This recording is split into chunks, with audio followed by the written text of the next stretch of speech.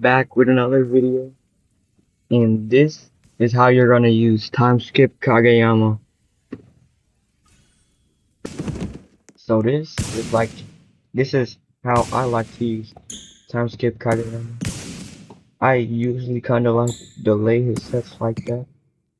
I don't hit it like right above the spiker, but if the spiker is like kind of a beginner, then you're gonna have to try to hit it above the spiker like that. All the way over there. Now you shouldn't really use Kageyama for spiking. And if you're loading into ranks using Kageyama as a spiker, use a different style. Cause y'all are not gonna be telling me like that. Now, when you're using time skip Kageyama, be sure to have advanced settings on, cause without advanced settings, you're not gonna be able to set it right to your spiker. So your spiker's over there and you just full set it. They can't touch that, you see. You also have to look at them when spiking, but you can look right here, look at them, and they can spike. But don't make sure to kind of delay your things so your spiker could hit it like that. See, I delayed it too much. Now don't jump too early like I'm doing right here. You gotta like kind of boom. And with TSK, if I look straight, it kind of curves up to where the spiker can hit it. That's why I like using time skip Kageyama. Now with serving, this serve is pretty hard for the Sanjus. Now when spiking with your last hit, you should always try to like to hit his thing. But yeah, he doesn't have a strong spike, so wouldn't recommend using him as a spike. Now when receiving with time skip Kageyama, if your spiker is a good receiver, I don't recommend you receive. Well, if it's like, I shouldn't say that. You should always receive, but if it's obvious, like if they hit it too low and it's right at you, you should let your spiker receive, because then they have the first hit, you can second hit it like that.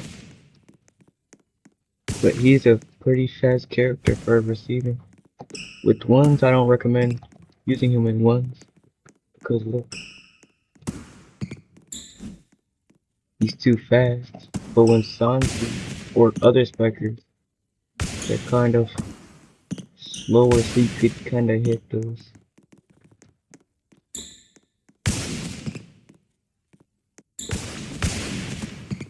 Another thing, when you're serving with Kageyama or time skip Kageyama, you should not do that, because 9 times out of 10 that's going out of bounds.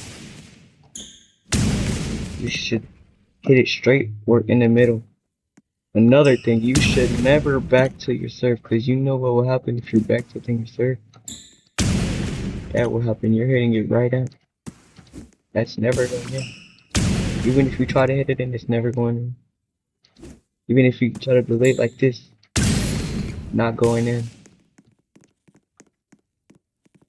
Even with like a Sanju serve or any serve, it's always going out. Even time skip Okazu. When spiking with Kageyama, which you should never do, you should never try to go for a cut shot like that, because it's most likely gonna try to hit net. You should probably just set it over if you're spiking with Kageyama. But I'm not saying you should do that every time. Like if you're right here and you're literally open, you should just spike it. If everybody's like on your spiker like that, if they're all the way over there on that side and you're on this side, spike it.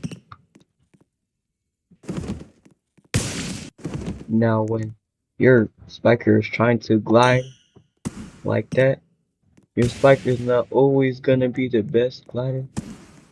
So So kind of set it like straight. Like look at how the spiker is going. Also, you should do a full set if they're trying to glide like that. Now, if your spiker is a bad glider, I recommend you kind of power down a bit.